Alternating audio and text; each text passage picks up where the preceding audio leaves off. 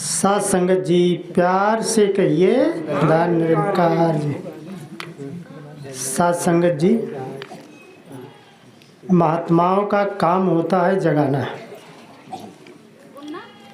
तो सोते को जगाते हैं। अभी महात्मा गीत बोल रहे थे कि जाना है एक दिन सबही को जाना है।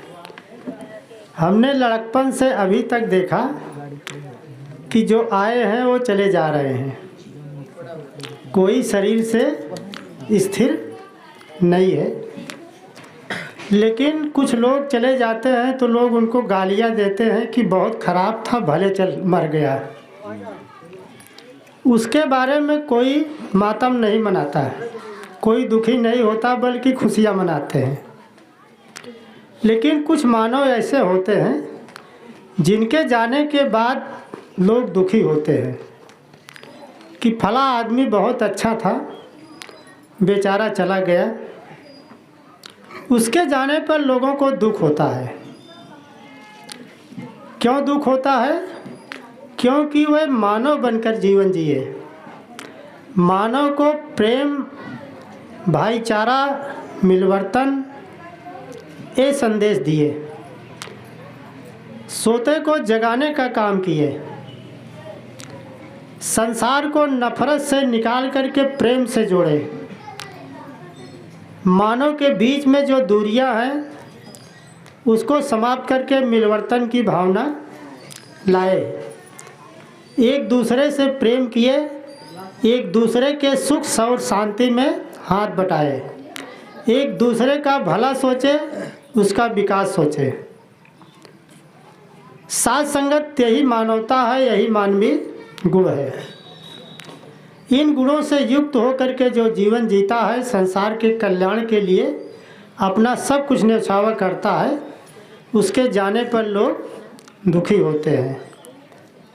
इतिहासों में चाहे पढ़ो चाहे वर्तमान में आप देख लो, तो साथ संगत महात्मा भी जब चला जाता है तो उसके बारे में भी गम होता है। लोग कहते हैं महात्मा कि मेरा मुझ में कुछ नहीं, जो कुछ है सब तेरा, तेरा तुझको सौंपते क्या लागत है मेरा। कि जो कुछ मिला है मुझे परमात्मा की कृपा से, शरीर से लेकर के सांसारिक वस्तुओं तक, ये मेरा नहीं है, बल्कि प्रभु परमात्मा समय के सद्गुरु ये आपका है। और आपको तेरी वस्तु सौंपने में मुझे क्या लग रहा है। तो साथ संगत पहला प्रण भी आपका यही है। अति कृपा भगवान ने करके दी यह सुंदर काया है ईश्वर की देन ये सारी जिसने तुझे बनाया है। मेरी मेरी कह के मूर्ख यूं ही हम बढ़ाता है, मन मिथ्या का मान के कहना व्यर्थ ही कष्ट उठाता है। भव्य अटालिका कुटुब कबीला जो महल खड़ा किया है, भव्य अटालिका कुटुब कबीला ये सभी तो माया है। नाशवान है सकल विनाशी, चलती फिरती छाया है। ये सब जो जो जग की वस्तु यानी परिवार, महल, धन, सब ये सब जो जो जग की वस्तु प्रभु की करके मानेगा, वह ही मानव कमल की भांति सारी जल की जानेगा। या तन जिसका उसका समझो, या सब सृजन हार कहे अवतार ये पहला प्रण है, तन मन धन निरंकार का है। यानी मेरा नहीं है, तन मन धन जो हमें मिला है ये समय के सद्गुरु का है, प्रभु परमात्मा का है। तो सब तेरा है, तो यही है 13वें दिन तेरा ही, कि तेरा ही है, मेरा नहीं है। तो संसार तो तेरा ही मनाता है, लेकिन महात्मा जिस दिन पहला प्रण लेकर के सद्गुरु को समर्पित हो जाता है, उसकी तेरा ही तो उसी दिन हो जाती है। क्योंकि उसने जो पाया है सब तेरा है, सौंप दिया। तो साथ संगत वो प्रभु परमात्मा का हो गया है। प्रभु परमात्मा कहते हैं कि जो मुझको भजता है मैं उसको भजता हूँ। साथ संगत जो इस समय के सद्गुरु से प्रभु परमात्मा को जान करके इसकी भक्ति करता है, प्रभु परमात्मा ऐसे भक्तों का शरीर छोड़ने के बाद अपने में मिला लेता है। श्रीमद् भागवत गीता में कहा गया है कि जन्म कर्म चा में दिव्यमेवं यो वेदि तत्वता त्यक्त्वा देहम पुनर्जन्म नयत मामेशो अर्जुन। हे अर्जुन, जन्म और कर्म ये दिव्य और अलौकिक है, मेरे जन्म और कर्म दिव्य और अलौकिक है। यो वेद तत्वता, जो मुझे तत्व से जान लेता है, त्यक्त्वा देहम, शरीर को त्यागने के बाद नए जन्म, वो फिर से जन्म को नहीं पाता है। मामेशो अर्जुन, हे अर्जुन, वो मुझको ही पाता है, यानी शरीर छोड़ने के बाद मुझ में विलीन हो जाता है, जिसे आप मुक्ति कहते हो।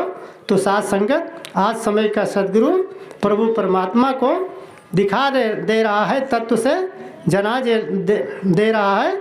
जो भगत समय के सद्गुरु से इसको जान लेता है, उसका शरीर छोड़ने के बाद फिर से जन्म नहीं होता है।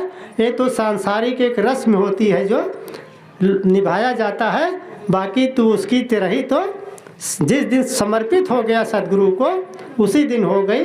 तो साथ संगत, आज महात्माएँ भाग्यशाली है जो समय के रहते अपने जीवन को सद्गुरु को समर्पित करके प्रभु परमात्मा को जान लिए विस्तार से असीम की ओर। यानी हम जो इन आँखों से देख रहे हैं, ये प्रकृति है, सब सीमित है। पृथ्वी भी अपने दायरे तक सीमित है, सूरज भी सीमित है, ग्रह नक्षत्र, यहाँ तक कि ब्रह्मांड भी सीमित है, क्योंकि कहा गया है कि पूरा ब्रह्मांड निराकार में है। तो कोई चीज़ किसी के चीज़ में रहती है तो वो भी सीमित ही होती है।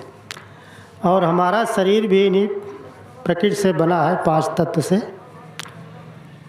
तो अगर हम इस शरीर से जुड़े हैं तो हमारी सोच भी सीमित ही होगी।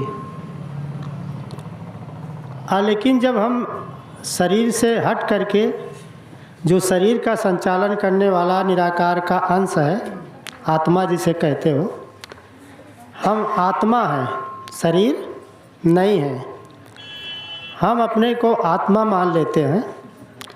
तो आत्मा असीमित का अंश है, विस्तार जो है असीमित की ओर।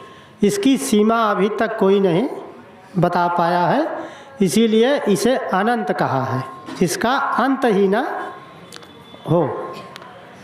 तो हम अगर हम आत्मा से जुड़े हैं, निरंकार से जुड़े हैं, तो हमारी सोच भी असीमित होनी चाहिए। हम कोई भी चीज़ सोचे वो सीमित ना हो और संसार से हट करके सोचे। साथ संगत, जात पात, भेदभाव, ऊंच नीच जो समाज में फैला है, ये असीमित की सोच नहीं है, ये सीमित की सोच है। जब आदमी शरीर से जुड़ता है तो उसे शरीर से बना अपना धर्म भी दिखाई देने लगता है कि मैं इस धर्म का हूँ, मैं इस जाति का हूँ, मैं इस देश का हूँ। अगर हम इससे हट करके निरंकार से जुड़ते हैं तो निरंकार किसी एक देश तक सीमित नहीं है, एक जात तक सीमित नहीं है, न तो एक धर्म तक सीमित है। श्री रामचरितमानस में इस निरंकार ने कहा, जब साकार रूप में आया था, कह रखपत सुन भामिन बाता, मानो एक भगत कर नाता। जाति पाति कुल धर्म बड़ाई, धन बल परिजन गुण चतुराई। भगतहीन नर सोही कैसा, बिन जल वारिद देखी जैसा। माने हम इन सब को नहीं मानता, यानी मैं असीमित हूँ, इनसे परे हूँ। और जो भक्ति से हीन है वो मनुष्य मुझे उसी तरह से लगता है जैसे बिना पानी का बादल। तो हमारी सोच भी असीमित हो, विस्तार की तरफ हम बढ़े, हमारा विस्तार असीमित हो। जब एक दृष्टि आ जाती है तो पूरा विश्व जो है बंधुत्व के समान दिखाई देने लगता है। और वेद भी कहते हैं साथ संगत। सर्वे भवन्तु सुखिना, सर्वे सन्तु निरामया, सर्वे भद्राणि पश्यन्तु माँ कश्चित् दुःख माप्नुयात्। सभी सुखी हों, सर्वे सन्तु निरामया, सभी रोग मुक्त हो, सर्वे भद्राणि पश्यन्तु, सभी को भाई के समान देखो, माँ कश्चित् दुःख माप्नुयात्, किसी को किसी भी प्रकार का दुख न पहुँचाया जाए, न दिया जाए। ये भावना तब आती है जब हम असीमित से जुड़ते हैं। आज समय का सद्गुरु हमें असीमित से जोड़ रहा है, जिसका कोई अंत नहीं है, ये निरंकार असीमित है। तो जब हम निरंकार से जुड़ जाते हैं तो हमारी सोच भी निरंकार जैसी हो जाती है, तब पूरा विश्व जो है बंधुत्व की भावना की तरह दिखाई देने लगता है। दास यहीं से इजाज़त चाहता है, प्यार से कहिए धन निरंकार जी।